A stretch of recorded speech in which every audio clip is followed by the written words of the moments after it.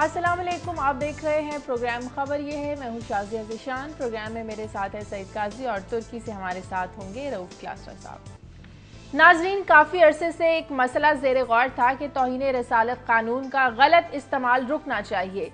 कल इस्लामी नजरियाती काउंसिल के इजलास में तौहीन रसालत का झूठा मुकदमा दर्ज कराने वाले के लिए भी तौहीन रसालत की सजा यानी सजाए मौत की सिफारिश की गई है। तो क्या इससे मजहब का जो जाती मकासद के लिए इस्तेमाल था ये रुक जाएगा? इसके अलावा बच्चियों के साथ होने वाली ज्यादती केसेस में डीएनए को शहादत के तौर पर कबूल करने का फैसला किया गया है। नए कवानीन और कवानीन में तरमीम से मुआशरे में पलने वाली बुराइयां और जराइम का खात्मा किस हद तक मुमकिन है, क्योंकि कवानीन की पासदारी और उन पर अमल दरामद बहुत ज्यादा जरूरी है। आज हम इस पर बात करेंगे। साथ ही हम बात करेंगे कि कराची में टारगेटेड ऑपरेशन तो जारी है, लेकिन कल लियारी अमन कमेटी के रहनुमा जफर बलोच अपने मुहाफिज समेत कातिलाना हमले में जाँ बहक हो गए, जिसके बाद लियारी में कशीदगी फैल गई। कराची में ऑपरेशन इस उम्मीद से शुरू किया गया है कि कराची से टारगेट किलर समेत तमाम जराइम का खात्मा किया जा सके, इसे मुमकिन बनाया जा सके। लेकिन ऐसे कातिलाना हमले के बाद बहुत से सवाल जन्म लेते हैं कि अभी तक कराची में टारगेट किलर्स दंदनाते फिर रहे हैं और इनके हौसले इतने ही बुलंद हैं। इस पर आज हम बात करेंगे, लेकिन इससे पहले खबरें भी शेयर करेंगे काजी साहब और क्लासर साहब आपसे। जी काजी साहब।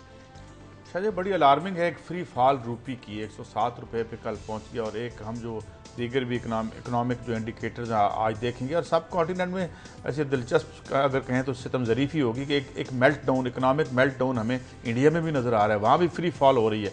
खैर वो अभी 60-70 रुपये तक ही पहुँचा है उनका, लेकिन वहाँ भी ये कहा जा रहा है कि इंटरवेंशन करनी पड़ेगी। ये क्या है, इसके क्या मुज़मिरात हैं? तो क्या एक खुदा न खास्ता एक हम जिस तरह ग्रीस में हुआ या और ममालिक में हुआ, क्या हम खुदा न खास्ता इकनॉमिक मेल्ट डाउन की तरफ बढ़ रहे हैं? और क्या अगर बढ़ रहे हैं तो इसे रोका कैसे जाए, इस पे आज तफसील से बात करेंगे।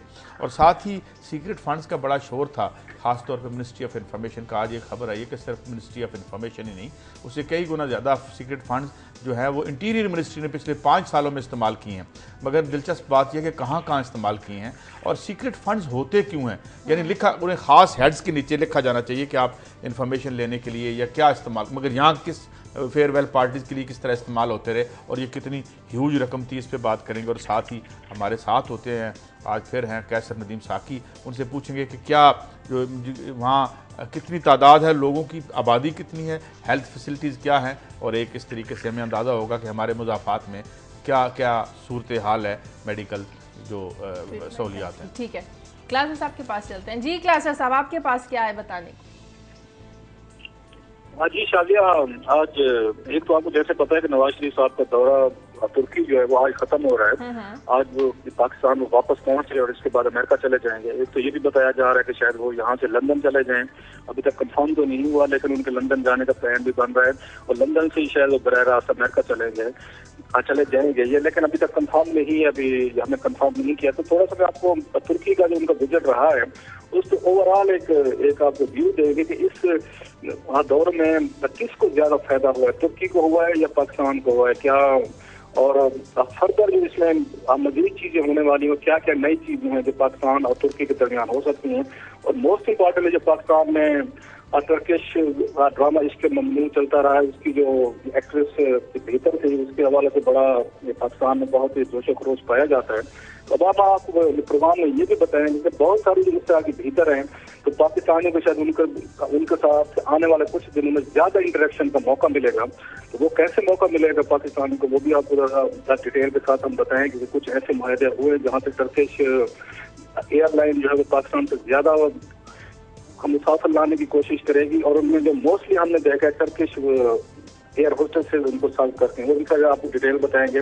साथ में खबर है कि साथ डार साहब यहाँ पे मौजूद हैं जो वजीर आजम के साथ, लेकिन वो खत लिखा है विफाकी वजीर सैराफ जफ्तारा ने, बड़ा सख्त खत है जो उन्होंने अकाउंटेंट जनरल ऑफ पाकिस्तान शिकायत की है कि वो 1.5 अरब रुपए के जो बिल हैं वो अदा करने को तैयार नहीं है, जिससे 50 लाख के करीब बच्चे और 60 लाख के करीब हमलाओं औरतों को वैक्सीनेशन अगले 2 महीने बाद नहीं मिलेंगी। तो डार साहब को क्या खत लिखा गया है, और अकाउंटेंट जनरल पाकिस्तान जो 1.5 बिलियन रुपीज को बिल्स नहीं दे रहे वैक्सीनेशन का, हम पहले भी स्टोरी कर चुके हैं। आज उसका फॉलो अप देंगे कि अब ये मामला कितने संगीन क्या संगीन होता जा रहा है। और साथ साहब का जो रोल है, जो हमें यहाँ पे बताया गया, कुछ सोर्सेस से बात हुई है, वो इस मामले को कैसे हैंडल करेंगे और क्या वो हैंडल करने की कैपेसिटी रखते हैं, ये आपके साथ स्टोरी शेयर करेंगे। ठीक है, लेकिन सबसे पहले हम कराची की सूरत-ए-हाल पर बात करते हैं। कल लियारी में अमन कमेटी के जो रहनुमा थे जफर बलोच, उनको मुहाफिज समेत कत्ल किया गया। इस वक्त लियारी में क्या सूरत-ए-हाल है, क्योंकि कल इस वाक़े के बाद वहाँ पर बहुत ज़्यादा कशीदगी फैल गई थी। हमारे नुमाइंदे साद बुखारी इस वक्त हमारे साथ मौजूद है, उनसे बात करते हैं। साथ कल के वाक़े के बाद क्या सूरत-ए-हाल है इस वक्त लियारी की? लियारी में मुकम्मल तौर पर जो मामूलात ज़िंदगी है, सोग का समय है। तमाम दुकानें, मार्केटें बंद हैं। गुज़िश्ता रोज जो वाक़या पेश आया उसके बाद से ही वाक़यात जरूर पुरतशद्दुद रोनुमा हुए थे। फायरिंग का सिलसिला ताहम रात गए से अब तक वो जब वाक़यात रुके थे, ताहार भी नाखुशगवार वाक़या लियारी में कम से कम पेश नहीं आया है। कारोबारी ज़िंदगी मुकम्मल तौर पर मुअत्तल है। सोग का ऐलान किया गया था, लिहाजा तमाम दुकानें ही बंद हैं और जितने भी लोग थे दफातर जाने वाले भी, वो भी हमने देखा है। लियारी की मुतअद्दिद अफराद ऐसे हैं जो ताहार जनाजे के लिए जमा हो रहे हैं, क्योंकि सुबह 10 बजे नमाज़ जनाजा अदा किया जाएगा। साथ ये बताइए कि इब्तिदाई तफ्तीश क्या बता रही है, किस तरफ इशारे मिल रहे हैं, या फिर ये भी इसी तरह ही है जैसे हो जाता है हमेशा आमतौर पर, कत्ल जो है उसका पता नहीं चलता, गुमनाम ही रहेगा? हाँ, गुमनाम तो जरूर है, लेकिन एक खदशा जाहिर किया गया है DIG साउथ की जानिब से कि जो बदिंजो चौक पे कुछ रोज कबल ही एक हमला किया गया था, बम हमला था। उसमें कहा जा रहा है कालेदम तंजीम ने इसकी जिम्मेदारी कबूल की थी। तो एक खदशा ये भी जाहिर किया गया है कि जफर बलोच की किलिंग में भी उन्हीं कालेदम तंजीम का हाथ हो। ताहम फिलहाल तो टाल मटोल से ही बात की जा रही है। इस वक्त जितने भी लोग हैं, हुक्काम हैं, वो इस मामले पर ज्यादा बयानात जारी नहीं कर रहे। टारगेटेड ऑपरेशन का सिलसिला भी जारी है, लेकिन उससे कराची में किसी हद तक सूरत हाल जरूर कंट्रोल हुई है। ये बताइए, खुदा न खास्ता किसी रद्द अमल का भी तो नहीं है कहीं खदशा, क्योंकि ये भी खासी जो लियारी की जो है अमन कमेटी, इसकी तरफ से क्या है अभी मूड? उनके लीडर तो यही कह रहे हैं कि पुरअमन रहें। क्या सूरत हाल नजर आ रही है आने वाले दिनों में आपको? देखें, रात गए से अब तक तो कोई वाकया पेश नहीं आया है। सिक्योरिटी जरूर सख्त कर दी गई है। रेड जोन में वजीर आला हाउस वगैरह भी अगर देखा जाए तो वहां जाने वाले तमाम रास्ते कंटेनर्स और खारदार तारे लगा के सील कर दिए गए हैं। किसी को जाने की इजाजत नहीं है। मुमकिन खतरे के बायस सिक्योरिटी में इजाफा किया गया है। ताहम फिलहाल यही कहा जा रहा है कि पुरअमन रहेंगे, लेकिन जो नमाज जनाजा जब अदा की जाएगी वो एक इंतहाई अहम वक्त होगा, जिसके बाद उस इतराफ में भी सिक्योरिटी को काफी सख्त। अच्छा साथ ये बताइए, एक ज़िमनन सवाल, टारगेटेड ऑपरेशन चल रहा है, क्या भत्ते की पर्चियां रुकी हैं इस ऑपरेशन के नतीजे में? वो जो लूट मार और भत्ते शाम को 83 करोड़ रुपया इकट्ठा होता था एक फिगर के मुताबिक, वो रुका है या वो सिलसिला भी साथ साथ जारी है टारगेटेड ऑपरेशन के? किसी हद तक कमी जरूर आई है, लेकिन रुका नहीं है। ये कहना बिल्कुल भी गलत होगा कि रुक गया है। कमी जरूर आई है, क्योंकि जब पुलिस और कानून नाफिज करने वाले मुतहर्रिक होते हैं तो ये जराइम पेश अफराद वैसे भी छुप जाते हैं, अंडरग्राउंड हो जाते हैं, लेकिन उन्होंने अपनी कार्रवाइयां खत्म बिल्कुल नहीं की हैं। ताहाल कराची में जारी हैं, सिर्फ कमी वाक़ई हुई है उनमें। ठीक है, बहुत शुक्रिया साद बुखारी आपका। क्लास साहब, कल के वाक़े के बाद ये नहीं लगता कि एक तरफ तो टारगेट ऑपरेशन जारी है, दूसरी जानिब जो टारगेट किलर्स हैं उन्हें किसी किस्म का खौफ नहीं है, डर नहीं है, वो शहर में ऐसे ही दंदनाते फिर रहे हैं? इसमें दो चीजें बड़ी इंपॉर्टेंट हैं। ये जफर बलोच से कुछ दिन पहले ही मैं एक इंटरव्यू देख रहा था, मेरा ख्याल हमारे चैनल पे था, मालिक साहब कर रहे थे। मालिक साहब ने बात उनसे ये सवाल पूछी थी, अगर मेरी मेमोरी राइट, ये सवाल पूछा था कि आपको खतरात हैं, आपको लगता नहीं है कि आपको मार डाला जाएगा और इस तरह की चीजें आपके साथ हो सकती हैं, तो वो भी इसी की बात इसका कुछ जवाब दे ही रहे थे। कुछ दिन पहले की बात मैं आपको कह रहा हूँ। इंपॉर्टेंट सवाल पाकिस्तान में कवर हो चुका, पर्टिकुलरली कराची में, कि पहले हम सुनते थे दो मुल्कों के हीरो होते थे या उनके विलन होते थे, कि किसी एक मुल्क का जो हीरो है वो दूसरे का विलन होता था। ये चीजें हमें समझ में आती थी। ये काम हमने कराची में देखा। कराची की कुछ लोकेलिटीज हैं कि एक या तबका है, एक तबके का जो हीरो है वो दूसरे का विलन है, जो दूसरे का विलन है वो किसी और के लिए बहुत बड़ी महात्मा चीज बना हुआ है। यही हम वहाँ पे देख रहे हैं कि आप मुसलसल देखते होंगे कि बलोचों का या वहाँ पे एमकम है या कलम तंजीमें हैं या दीगर वहाँ पे जितने भी एलिमेंट्स हम देखते हैं जिनके आपस में जो क्लैशेज हैं, उनके अपने अपने हीरो हैं, उनके अपने अपने विलन है। किसी के नजदीक जफर बलोच हीरो और विलन था तो बहुत सारे जो हीरो था, जैसे अभी वो बता भी रहे थे, साथ बता रहे थे, रिएक्शन आ रहा है, लोग बाहर निकलते हैं। ये काम हम पिछले कुछ से कराची में देख रहे, जैसे कराची के एक शहर नहीं है, किसी मुल्क का हिस्सा नहीं है। ये वहाँ पे तो 8-10 मुल्क हैं जिन्होंने अपने हीरो बनाए हुए हैं, जिनके अपने आपस से हटके इनके जो मेरे लिए चीज एक ज्यादा डिस्टर्बेंस है कि मैं बार बार रिपीट कर रहा हूँ, अपने अपने हीरोज हैं, अपने अपने विलन हैं और दोनों एक दूसरे को मारने की कोशिश कर रहे हैं। ये बड़ा और हर कोई कब्जा चाहता है। क्लास मैं यहीं से बात शुरू करूंगी, मुझे ब्रेक लेने नाज़रीन, प्रोग्राम में वक्त है ब्रेक का, ब्रेक के बाद वापस आते हैं।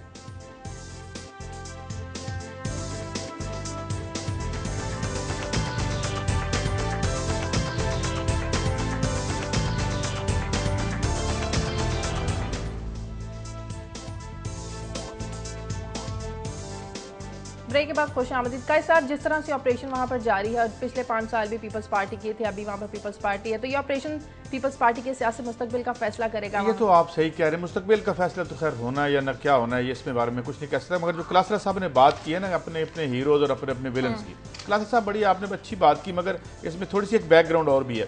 बात यह है कि एक यही लियारी इलाका था जहाँ से जुल्फकार अली भुट्टो हमेशा हमेशा पीपल्स पार्टी की सीट निकाल, बिल्कुल पॉलिटिकली चार्ज एरिया था, नजरियाती तौर पर एक चार्ज एरिया था पीपल्स पार्टी का गढ़ पीपल्स पार्टी। अच्छा, अब इसी तरीके से अगर हम देखें तो अगर पिछले सिनेरियो में जहाँ जमात इस्लामी की कुछ सीटें यहाँ से निकलती थी, वो भी एक नजरियाती बैकग्राउंड थी उनकी।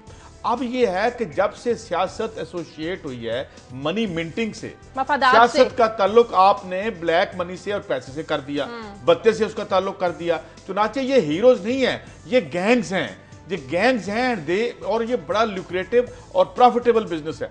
दूसरा अजाब इसमें यह हुआ कि जो एक खत्ते फासिल होता था इन जो जराइम पेशा नासर के दरमियान है और रियासती इदारों के जो रिप्रेजेंटेटिव्स हैं वो ब्लर होना शुरू हो गया, फिर रियासत ने इनको इस्तेमाल करना शुरू कर दिया अपने लिए, मार्शल लॉ में खास तौर पे। तो उसके बाद हम ये देखते हैं कि डीपोलिटिसाइज हुए लोग, नजरियाती सियासत की बिसात उल्टी, फिर इसका एक आलमी पस मंजर भी है।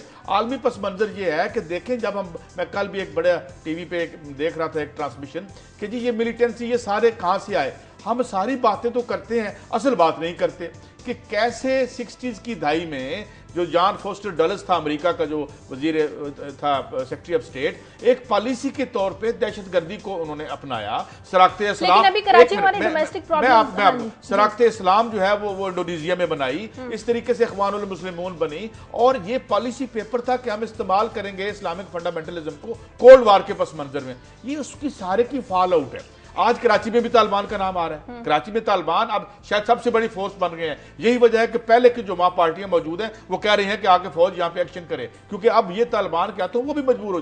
तो ये बेसिकली एक प्रोसेस शुरू किया गया डीपोलिटिसाइज करने का। पैसे आए अफगान जहाज में, हेरोइन के पैसे, तो मेरे ख्याल में कम से कम हमसे अगर इसका इलाज नहीं हो सकता तो इसकी तशखीस ही लेकिन क्लास साहब, डोमेस्टिक मसाइल को नजरअंदाज नहीं किया जा सकता तालिबान का नाम लेकर या जिहाद का नाम लेकर या अमेरिकी फंड्स का नाम लेकर। ये मुझे याद पड़ता है, मैं बांग्लादेश गया था 2008 में, वहाँ के बांग्लादेश के इलेक्शन कवर करने के लिए मैं गया था। वहाँ पे जो जिस इदारे में मैं 2008 में काम करता था उन्होंने मुझे भेजा था कि आप जाएं और बांग्लादेश के इलेक्शन जो है ये उनको कवर करके 2007 के एंड और 2008 के शुरू की बात है। तो उन्हीं दिनों में मुझे याद है कि एक तो वहाँ सुसाइडल अटैक्स हुए थे चिटागांग और इन एरियाज में, इसी तरह इस्लामिक जो बात होती मिलिटेंट्स के, तो वो इन्वॉल्व थे। तो मैंने एक वहाँ से बांग्लादेशी एक सहाफी से पूछा, मैं कहा आपके यहाँ भी वही काम शुरू हो रहा है जो हमारे यहाँ चीजें थी और अब आपके लिए मसाइल पैदा होंगे, मिलिटेंसी फैलेगी। मुझे आज तक उसके अल्फाज याद नहीं, 5 साल पहले हुए थे। उसने कहा हजूर हमारे यहाँ ये काम नहीं होगा, हम इन पर काबू पा लेंगे। तो मैं दिन कैसे पा लेंगे, हमारे यहाँ तो चीजें नहीं हो रही हैं, बिगड़ रही हैं। अब उन्हीं दिनों आपको याद होगा लाल मस्जिद के बाद एक नई वेव आ रही थी यहाँ पे टेररिज्म की, जो ऑपरेशन वगैरह किए गए थे। उन्होंने कहा उसकी वजह यह है कि हमारे यहाँ जो है हमारी आर्मी हो, हमारी इंटेलिजेंस एजेंसी हो या हमारी रियासत, इन्होंने जिहाद को एज द स्टेट पॉलिसी के तौर पर अडॉप्ट नहीं किया हुआ। हमारी कोई एप्लीकेशन नहीं है, हमारे रियासती इदारों की ये कोई स्टेट पॉलिसी नहीं है कि हमने इस तरह के जो एलिमेंट्स हैं उनको प्रोटेक्ट करना है। उसने कहा आपके यहाँ प्रॉब्लम यह है कि आपकी रियासती इदारे जो हैं वो जिहाद या जिहाद से रिलेटेड जितने फोर्सेज हैं उनको प्रोटेक्शन देती हैं और ये देती रहेंगी, इसलिए आपके मसाइल इतनी जल्दी हल नहीं होने वाले। और वही हुआ है, आप देख रहे बांग्लादेश में हमने कभी नहीं सुना, बल्कि बांग्लादेश हमसे ज्यादा आगे चला गया है। उन्होंने मजहब के नाम पर सियासत करने वालों को बैन किया, जमात इस्लामी को बैन किया उन्होंने वहां पे, वो वहाँ पॉलिटिक्स नहीं कर सकती। आज उनकी तमाम की तमाम उनकी प्रोसिक्यूशन कर रही है। आपके यहाँ क्या हुआ, बिल्कुल उलट हुआ है। आज तमाम जो मजहब के नाम पे जमातें जो पॉलिटिक्स करती हैं वो पाकिस्तान में डोमिनेंट हो चुकी है। एपीसी देख लेंगे, अभी तालिबान के साथ मुज़ाकरात की बात हो रही है, एपीसी का अगर फुटेज देखेंगे उसमें जो बैठे हुए हैं 70 से 80% वो लोग हैं जो तालिबान के अपॉलोजिस्ट समझे जाते हैं। ये मैं पॉलिटिशियंस की बात कर रहा हूँ। हमारी रियासत ने जब से इसको प्रोटेक्शन दी है, इसको स्लोगन के तौर पर यूज किया है, इसको मिलिटेंसी को, जिहाद को, और जिहाद के नाम पे जो हमने डॉलर कमाने का खेल शुरू किया है, ये हमारी जान इतनी आसानी से नहीं छूटेगी। और उसकी वजह जो मैं रिपीट कर रहा हूँ, लेकिन मेरा एक सवाल का जवाब दीजिए, अभी शाजिया भी कह रही थी, एक सवाल का जवाब दीजिए।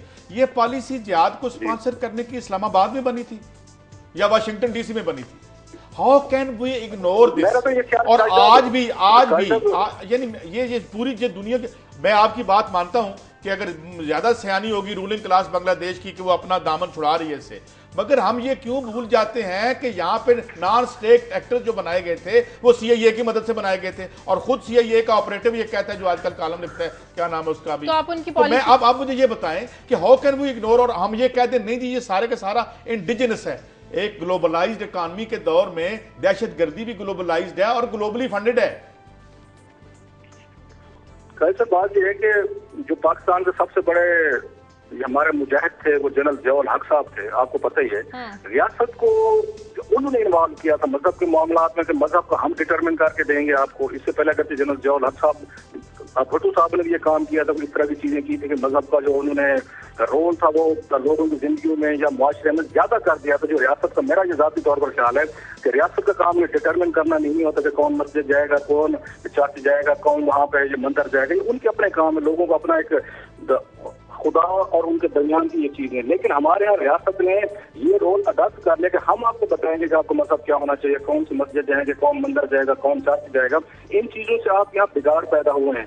और जनरल जिहाद के दौर में जिस तरह की प्रोटेक्शन दी गई है यहाँ पे जिहाद को आपने दिए, हर वक्त हम ब्लेम गेम अमेरिकन पे करते रहेंगे, अमेरिकन को इससे कोई फर्क नहीं पड़ने वाला। हम अपनी सोच सच्चे कभी भी नहीं करते। मैं ये नहीं कहता साहब, मैं ये नहीं कहता हम डरते क्यों हैं, क्या खौफ है हमें, हम खौफ क्या है हमें, हम मानते हैं कि हमारी रियासत में ये हुआ, हमारी रियासत ने जो है आज सारे हम बात करते हैं कि उन्होंने स्पॉन्सर किया, मगर अपनों को तो हम कह लेते हैं, उनको जहां से ये पौधा उगा है उस तरफ देखते हुए हमें डर सा लगता है। ये मुझे समझ नहीं आता। डीसी में अगर पॉलिसी बनती है, कहने का मतलब है कि उसको एक्सेप्ट क्यों करते हैं। मैं काली साहब थोड़ा सा, आपको याद होगा हमारे बड़े मेहरबान है जनरल हमीद गुल साहब जो हैं, वो हमेशा एक बात कहते होते हैं बड़े फख्र से, वो ये कहते होते हैं कि जनाब ये हमने शुरू किया था अफगानिस्तान, ये तो अमेरिका जो है 3 साल बाद हमारे पास आया था जनरल जिहाद के पास, और जब जिमी कार्टर साहब आए थे और उनकी बातचीत हुई थी, उन्होंने $300 मिलियन की ऑफर की थी पाकिस्तान की इमदाद। तो जनरल जिहाद साहब ने कहा था ये तो पेमेंट्स हैं, मूंगफली दे रहे हैं, हमें ज्यादा माल दें, ज्यादा पैसे दें, लोड दें, उसके बाद हम करेंगे। तो फिर इसमें अमेरिकन तो बहुत देर में है, ये तो ये क्या था चार्ली विल्सन, अमेरिका के मफाद ना होते तो वो यहाँ क्यों आता। हाँ, ये इंटरव्यू छपा हुआ है उसका, जो उनका ब्रिगेंस्की का इंटरव्यू छपा हुआ है। चले हम इस पे बात कर लेते हैं। ये बात तो सब मानते हैं पाकिस्तान में कि जनरल जिहाद ने अमेरिकन को कहा था 3 साल बाद कि हजूर ये तो पीने से आप हमें मूंगफली दे रहे हैं $300। अच्छा चले मुझे एक सवाल का जवाब दे दे, एक सवाल का जवाब दे दे। उर्दन में जब ज़ियाउल हक ने 16,000 फलस्तीनी मारे थे उर्दन में जब ये ज़ियाउल हक और अमेरिकन इंपीरियलिज्म का तो बहुत पुराना रिश्ता है सर। वो कोई यहाँ के जहाज, वो तो ब्रिगेडियर थे उस वक्त या कर्नल थे उस वक्त जब वहां पे एक्शन कर रहे थे।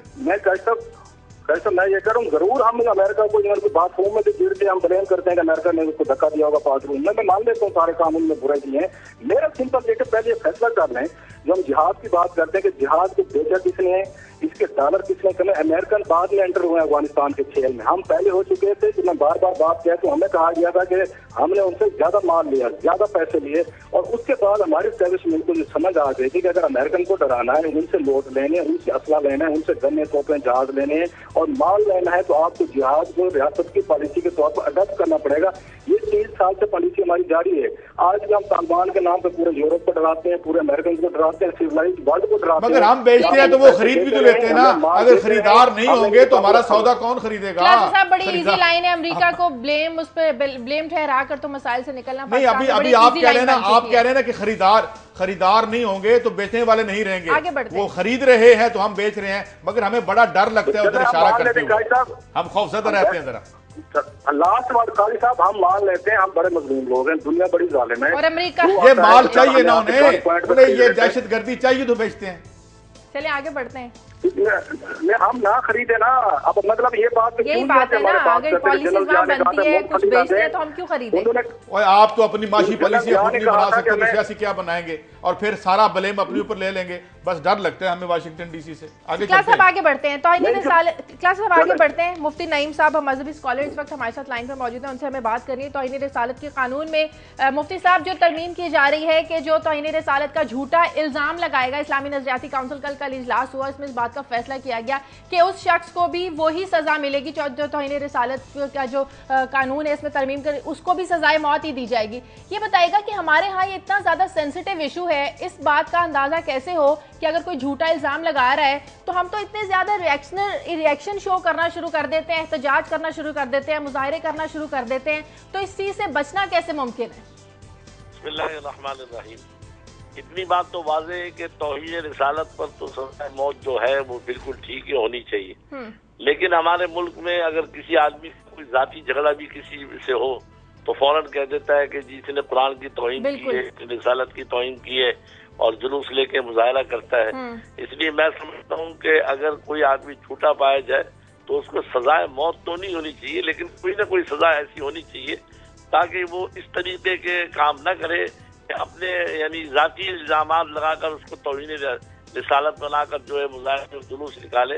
हाँ, इतना जरूर है कि ऐसे आदमी के लिए कुछ ना कुछ ऐसी सजा होनी चाहिए ताकि मौसी सजा जिसके बाद दोबारा वो इस तरीके से ना। अच्छा मुफ्ती साहब, मेरा सवाल आपसे ये है, मेरा सवाल आपसे ये है कि जिस आदमी पे अगर आप झूठा इल्जाम लगा रहे हैं उसकी तो जिंदगी और मौत का सवाल है, और लगाने वाले से हम अगर वो सच्चा है तो ठीक है, अगर झूठा है तो हम उससे क्यों नरमी बरतें हैं? क्योंकि वो एक आदमी की जिंदगी से खेल रहा है। कई केसेस ऐसे हुए जिसमें जमीन पे कब्जे का केस था या कोई और केस था, जो जिस तरह के जराइम पेशा लोग अच्छे कवानीन को भी मिस यूज कर लेते हैं। तो क्या आप नहीं समझते कि सख्त हो ताकि सच्चा इल्जाम लगे?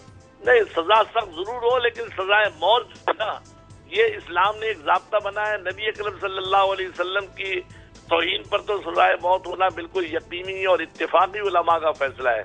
लेकिन अगर कोई आदमी झूठ बोलता है तो झूठ बोलने पर कहीं इस्लाम में ये नहीं आया है कि उसको सजाए मौत दी जाए, सबसे सख्त सजा दी जाए। लेकिन सजाए मौत वाली जो बात है वो लेकिन मुफ्ती साहब, अगर झूठ की नौयत ये हो कि अगला आदमी जो है वो बेचारा उसकी जिंदगी जो है वो जिंदगी और मौत के वो किनारे पे आ जाए, ऐसा फैतल झूठ, ऐसा बोलक झूठ। बात ये है कि झूठ के ऐसा नहीं होता कि झूठ जो है वो ज्यादा देर चलता है।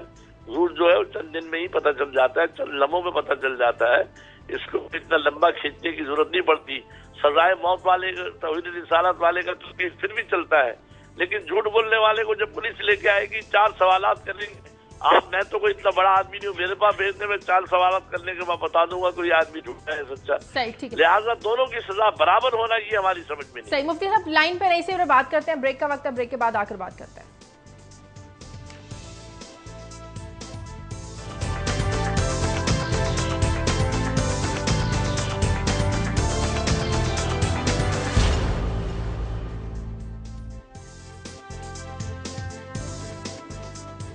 ब्रेक के बाद खुशामदीद। क्लासेस साहब, मुफ्ती साहब का कहना है कि तौहीन रिसालत का झूठा इल्जाम लगाने वाले की जो सजा है वो सजाए मौत नहीं होनी चाहिए। आप मुफ्ती साहब से कुछ कहना चाहेंगे? जी, मैं ये जो बात आपने भी की और कारी साहब ने बड़ा खूबसूरत उनसे सवाल किया, और ये मुफ्ती साहब की बड़ी हम इज्जत करते, बड़ी मॉडरेट और बड़ी अच्छी अप्रोच के साथ इस्लाम पे बात करते हैं, जो बहुत कम देखने में आता है पाकिस्तान जैसी सोसाइटी में। लेकिन इस बात मैं यकीनन इनसे पूछना चाहूंगा, जैसे कारी साहब ने पॉइंट आउट किया कि किसी पे जब इल्जाम लग जाता है कोर्ट तक जाने में तो बड़े मरहले हैं, अदालत में जाएगा या नहीं जाएगा। हमने तो केसेस इस तरह के देखे हैं कि उनको जिन पर इल्जाम लगता है बेचारे को, या तो उनको कत्ल कर दिया जाता है, इवन जजेस को कत्ल किया गया जिनको केस हेयरिंग कर रहे थे। रिमशा केस अभी हमने सुना है कि बेचारी बच्ची पर इल्जाम लगा, अदालत ने बाद में उसको रिलीज किया, इवन देन वो बेगुनाह साबित है, उसको वहाँ कनाडा जाना पड़ गया। तो लिहाजा जब तो ये बात होती है कि आप उस पर जिस पे इल्जाम लग रहा है उसको अदालत तक रास्ते में जाते जाते कत्ल कर दिया जाता है, तो जो उस पर इल्जाम लगा रहा है तो उसके लिए क्यों नहीं इस तरह की बराबर की सजा होनी चाहिए? इसमें क्या जस्टिफिकेशन है कि वो चाहते हैं उनके लिए मई सजा हो जो इल्जाम लगा रहा है, और जिस पर लग रहा है वो थाने कचहरी से जाने से पहले उसको गोली मार दी जाए? जी मुफ्ती साहब, बात ये है कि देखें, सजाए मौत जो तौहीन रिसालत के लिए है, इसके लिए उलमा का, आइम्मा का, मुहद्दिसीन का और हुजूर सल्लल्लाहु अलैहि वसल्लम और सहाबा के ज़माने का इत्तेफाक है कि सजाए मौत तौहीन रिसालत वाले के लिए सजाए मौत होनी चाहिए। लेकिन अगर एक आदमी झूठ बोलता है तो झूठ बोलने वाले को कहीं इस्लाम में या कानून में ये नहीं आता है कि उसको सजाए मौत। लेकिन मुफ्ती साहब झूठ की नौयत देखे ना कि जज्बात में आकर हम तो ये देखते ही नहीं। लेकिन ऐसा कोई नहीं है कि रास्ते में चलते हुए गोली मार दी और ये कर दिया, ये बहुत कम ऐसा कोई लोग मारे गए हैं मुफ्ती साहब, लोग मारे गए, कत्ल हुए हैं, मारे गए होंगे, दुनिया में सब कुछ होता है।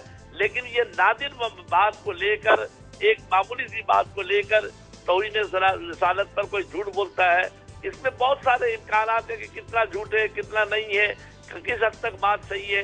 लिहाजा मैं समझता हूँ मुफ्ती साहब सजा सख्त से सख्त हो, मैं सारी आपकी बात सजाएं कर रहा हूं। बहुत कठिन ना हो, इसलिए सजाएं बहुत कठिन ना हो, सजाएं बहुत एक आखिरी दर्जे की सजा है। ये हर झूठे आदमी को अगर आपने देना शुरू कर दी तो ये मामला बहुत आगे तक बढ़ जाएगा। हर झूठे को तो कह भी नहीं रहे हैं। झूठ की नौयत देखें ना, झूठ की नौयत है तौहीन रिसालत की। कह रहे हैं मुफ्ती साहब जी क्लासर साहब।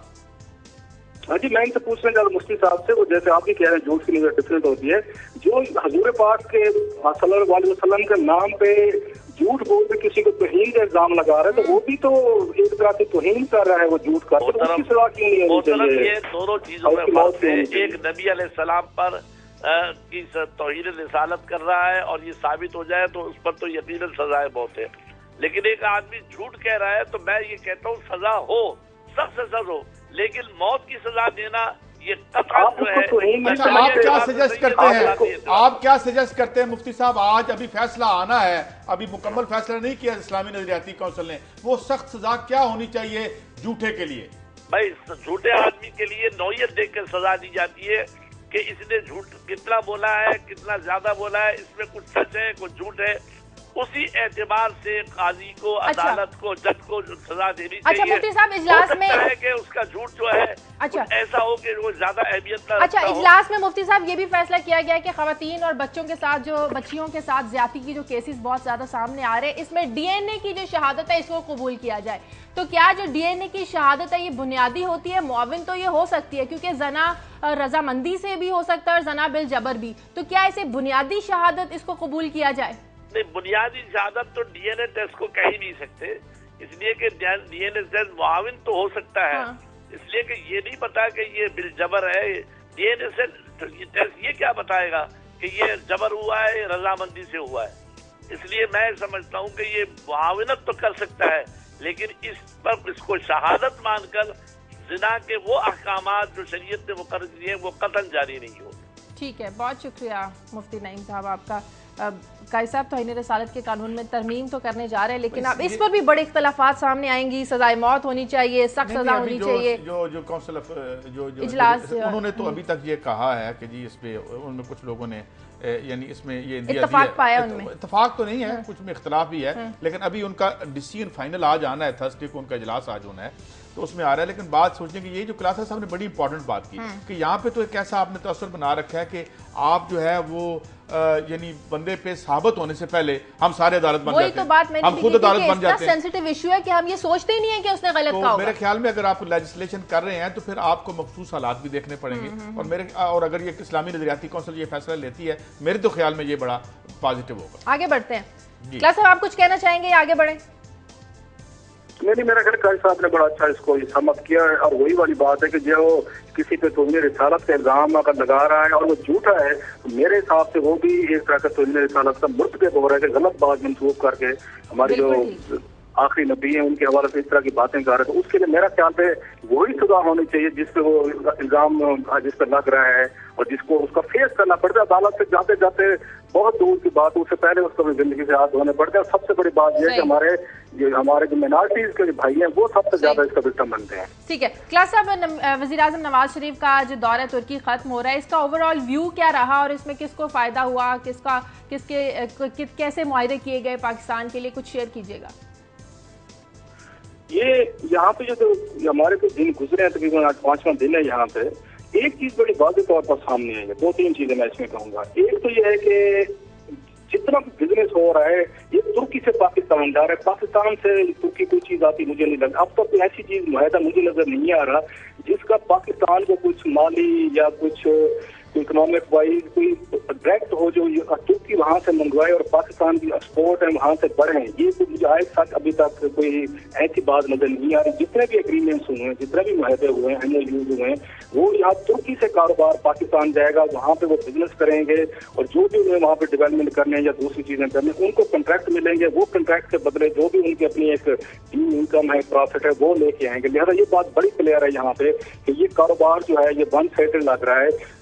और उसकी भी बड़ी बात है कि क्यों वन साइड लग रहा है कि पाकिस्तान के पास ये तुर्की को बेचने के लिए कोई चीज नहीं। मैंने अब इनके 2-3 शहर हमने यहाँ पे देखे हैं, तुर्की को पाकिस्तान की ना फाइनेंशियल मदद चाहिए, ना उनको यहाँ पे कोई पाकिस्तान की मैन पावर चाहिए, ना उनको वहाँ से कोई बहुत बड़े कोई कंस्ट्रक्शन के यहाँ पे या ये मोटरवे बनाने हैं, या उन्होंने यहाँ होटल्स बनाने हैं, या उन्होंने घर बनाने हैं, या उन्होंने मेट्रो बनानी है, ये उन्हें नहीं चाहिए। टर्किश को हमसे कोई उनको जरूरत नहीं है, अपने आप को डेवलप कर चुके हैं और दुनिया का बड़ा ये मुसलमानों में से मॉडर्न मुल्क है जो हमने यहाँ पे देखा। जमहूरियत भी चल रही है, साथ में मस्जिद भी है, यहाँ पे चर्च भी है, मंदिर भी है, पब भी है। इन्होंने इंसानों की लाइफ को ओपन कर दे, जो जहाँ जाना चाहता है रियासत का कोई उन्होंने सच रोल नहीं रखा या कम कर दे। पहले हम देखते थे सेकुलरिज्म पे ज्यादा इनका जोर था, उसको क्या उन्होंने बैलेंस कर। इससे तुर्की को पाकिस्तान से कोई कारोबार ऐसा सच नहीं चाहिए, लेकिन अब जितनी चीजें भी यहाँ से जा रहे हैं उसके ऑफकोर्स ये पाकिस्तान उनकी जो प्राइसेज हैं, उनकी मल्टी बिलियन रुपीज के ये बीज है। इसी वजह से हमने देखा है कि तुर्कों ने बड़ा वजीर आज़म नवाज शरीफ को प्रोटोकॉल भी दिया है, बड़ी इंपॉर्टेंस भी दी है। क्यों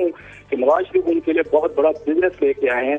इनकी अब कंपनी जाएंगी, वो वहाँ पे मोटरवे बनाएंगी, वो हाउसिंग प्रोजेक्ट्स बनाएंगी, नए नए मेट्रो बनाएंगी और नए नए वहाँ पे उन्होंने प्रोजेक्ट करके देने। एक चीज और दूसरी चीज जो यहाँ से आप जो मसला ये देख रहे हैं, इसकी ये टर्किश एयरलाइन है। इन्होंने कहा कि हम अपनी टर्किश एयरलाइन जो कराची, लाहौर, इस्लामाबाद है, उनकी फ्लाइट्स को ज्यादा कर देंगे।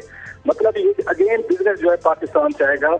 एक अच्छी चीज इसलिए है कि पाकिस्तान इस वक्त आने को कोई तैयार नहीं है, कोई वहाँ पे इन्वेस्टमेंट करने को तैयार नहीं है और कोई वहाँ पे रिस्क लेने को तैयार नहीं। तो अच्छी चीज हम देख रहे हैं कि इन तमाम हालात के बावजूद जो टर्क्स हैं वो आने को तैयार हैं। ऑफकोर्स जैसे मैंने कहा, उनको बिजनेस मिल रहा है, उनको पैसा मिल रहा है, उनको एक्सेस मिल रही है, इसलिए वो पाकिस्तान को प्रायोरिटी दे रहे हैं। अगर हम भी अगर इसको इसी तरीके से देखें कि टर्क्स के लिए हम क्या कर सकते हैं, तो मुझे ईमानदारी से पूछे या मेरी नहली या मेरी अंडरस्टैंडिंग काम होगी, मुझे तो नहीं नजर आ रहा है। हम तो मंडी है ना, ब्रेक लेनी है क्लास साहब, हम तो मंडी है। मुझे ब्रेक लेनी है। हाँ जी, नाज़रीन ब्रेक का वक्त है, ब्रेक के बाद वापस आएंगे और मजीद खबरें आपके साथ शेयर करेंगे।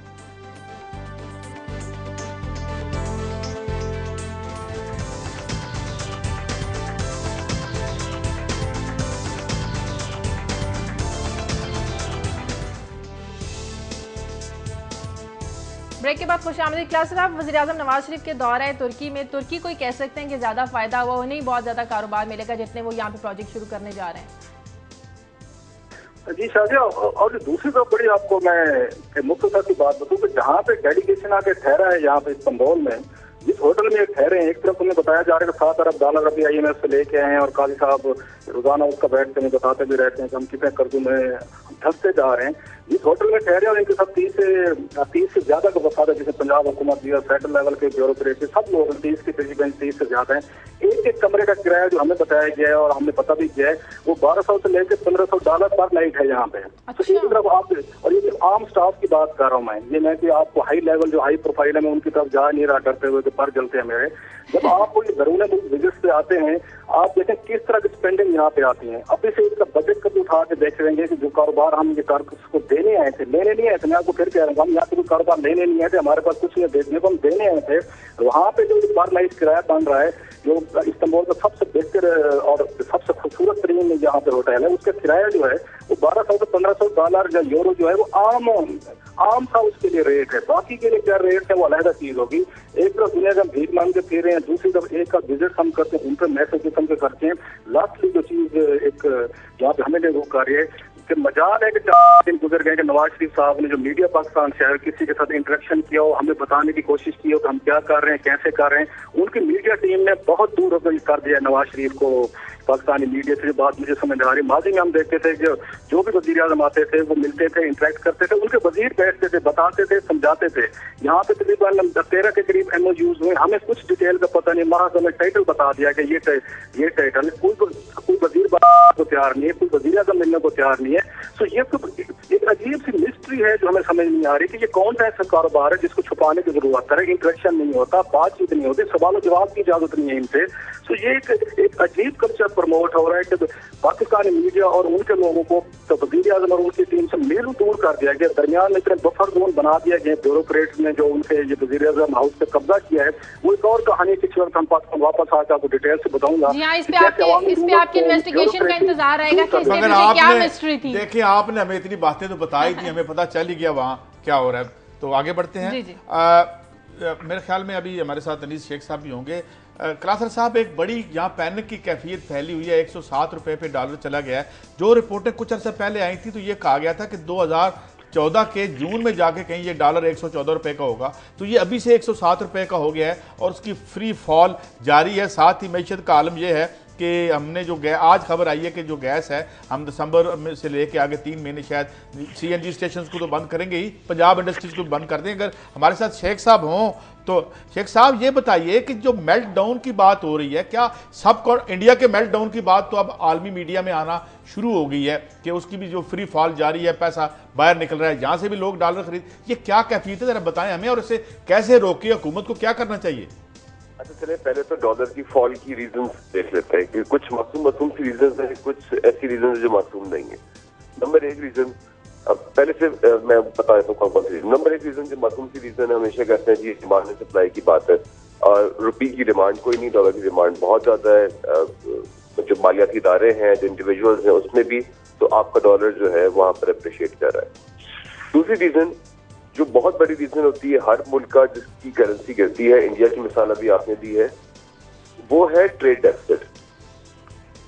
जब आपका ट्रेड डेफिसिट जो है इजीली जो है कम अज कम भी जो अभी थोड़ा सा इंप्रूव हुआ है तो 1.5 बिलियन डॉलर तो है, मोटा मोटा हिसाब कर लें तो 18 से 22 अरब डॉलर का बन जाएगा आपका माली साल का, किसी भी ऐसे मुल्क का जितना अपना बड़ा ट्रेड डेफिसिट हो उसकी करेंसी संभाली नहीं सकती।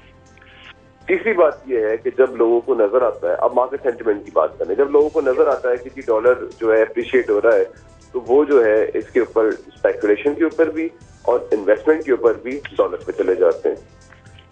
स्टेट बैंक ऑफ पाकिस्तान में आप लोगों ने वो पढ़ ली होगी, जो IMF ने अपनी कुछ कंडीशंस और अपने बाकी जो मामला के हमारे डॉक्यूमेंट निकाले, उसमें ये बात स्पेसिफिकली लिखी हुई है कि पिछले माली साल में स्टेट बैंक ने 3 दफा इंटरवेंशन की है मार्केट में एक्सचेंज रेट को कंट्रोल। अच्छा ये बताइए अनीस, ये बताइए कि अभी मैं पढ़ रहा था ये स्टोरी करते हुए कि इंडिया का जो स्टेट बैंक है, ये जो उनका मरकजी बैंक है, उसका नाम कुछ और है, वो तो इंटरवीन कर रहा है इसको रोकने के लिए, हमारे यहाँ कुछ नहीं हो रहा। मैं वही अर्ज कर रहा था, आप बिल्कुल ठीक कह रहे हैं, ये बात आपकी बिल्कुल ठीक है। मैं वही अर्ज कर रहा था कि IMF ने बात नोट की है कि पिछले साल आपने 3 दफा इंटरवेंशन की है, लेकिन IMF की प्री रिक्विजिट्स ये थी, आपको याद होगा, कि ऐसी पॉलिसी अप्लाई जाए जो कि इस तरह की चीजों से दूर रहे। अब हम IMF के प्रोग्राम एक आखिरी सवाल मैं आपसे एक आखिरी सवाल करना चाहता हूं, आप ये जरा सादा टर्म में बताइए कि ये अगर रुपया गिरता रहा तो आम आदमी पे इसका क्या असर पड़ेगा? देखिए, आम आदमी पे इसका असर यूं पड़ता है कि जो भी कंट्री हमारे जैसा गरीब से कंट्री होता है, जिसका के नेट इंपोर्ट ज्यादा होती है, उस पर तो उसका असर सीधा सीधा आता है। आपकी बाइंग पावर खत्म होती जाती है, महंगाई बढ़ेगी, महंगाई तो बढ़ेगी ना, कि एक चीज जो फिर आपके पास उसकी वैल्यू सीधी जो है अगर 1% बढ़ जाती है तो आप समझ लें कि 1% ज्यादा आप गरीब हो रहे हैं, आप रोजाना इतने गरीब हो रहे हैं, तो ये कोई अच्छी सूरत हाल नहीं। लेकिन और ये मुख्तसर ये भी बताते चलिए लास्टली कि क्या ये सिलसिला रुकता नजर आता है, ये कहाँ तक रुपया जाएगा? मैं आपको बताता हूँ। देखिए, मार्केट सेंटीमेंट थोड़ा सा वीक इसलिए है कि मार्केट ये एक्सपेक्ट कर रही थी कि जो पहली ट्रांच आएगी IMF तो शायद $2 बिलियन की हो, वो उससे बहुत कम है, इसकी वजह से थोड़ा सा मार्केट सेंटीमेंट वीक हुआ हुआ है। और चूंकि स्टेट बैंक अभी इंटरवेंशन नहीं कर सकता और अभी आपके पास रिजर्व जो है उसको भी बिल्ड करने की, जो आपने देखा होगा जो IMF के डॉक्यूमेंट आए उसके मुताबिक ये टर्म थी कि स्टेट बैंक की मार्केट से पैसा खुद उठाएगा रिजर्व बिल्ड करने के लिए, तो वो भी एक रीजन है। लेट्स होप इस पे आपको से हम बात करते रहेंगे, मेरे ख्याल में कि बड़ा आगे बढ़ते हैं। क्लास साहब, आपकी खबर की तरफ आना चाहूंगी। बच्चों के लिए जो खरीदी की वैक्सीनेशन थी, इसके बिलों की अदायगी पर जो फड्डा चल रहा है, इस पर जो खातून वजीर सायरा अफजल तारड़ ने खत लिखा है वजीर खजाना को, इसमें क्या क्या गया? जी, आपको याद होगा पिछले हफ्ते हमने एक स्टोरी ब्रेक की थी, काउंटर जनरल पाकिस्तान ताहिर महमूद और जो नेशनल हेल्थ सर्विसेज महकमा है फेडरल लेवल पे, इनके दरमियान 1.5 अरब रुपए के बिल का फटा चल रहा है। और पर्टिकुलरली ये जो बच्चों और हमला औरतों के लिए 9 के करीब वैक्सीनेशन खरीदी गई है मल्टीनेशनल कंपनी से और लोकल कंपनी से, उनके बिल जो है पिछले साल के, वो काउंटर जनरल पाकिस्तान ने कुछ 6 के करीब एतराजात लगाकर वापस कर दिए थे। और वो जो एतराजात थे मिनिस्ट्री ने उनको दूर भी किया था, लेकिन इसके बावजूद भी ताहिर महमूद साहब जो है वो बिल जो उनके अदा करने को तैयार नहीं है। मामला ऑलरेडी बहुत ज्यादा संगीनी का ये शिकार हो चुका है। आपको याद होगा हमने पिछले भी कई प्रोग्राम में बताया था कि ताहिर महमूद साहब ने बड़ी इंतहाई सख्त बातें की थी, और जो उन्होंने सेक्रेटरी जो इम्तियाज इनायत इलाही साहब थे, यहाँ तक कह दिया था जी अगर ये वो नहीं खरीद पा रहे प्रॉपर इस तरीके से बच्चों के लिए तो उनको फांसी लगा देनी चाहिए। तो जो मेरा ख्याल है इम्प्रॉपर कमेंट था कि इतने हाईएस्ट लेवल पे इस तरह की बात आप नहीं करते होते। उसको भी खासा एक शदीद रद्द-ए-अमल ये सामने आया था। ब्यूरोक्रेसी ने इस चीज को बड़ा नापसंद किया था कि अगर आप ऑफिशियल कॉरेस्पॉन्डेंट में अगर कहीं पे कोई आपको ओपिनियन का डिफरेंस भी हो तो एक हाईएस्ट लेवल का ऑफिसर इस तरह का नहीं कहता कि फलां सेक्रेटरी को आप फांसी लगा दें क्योंकि मेरा उनसे पॉइंट ऑफ व्यू डिफरेंट है।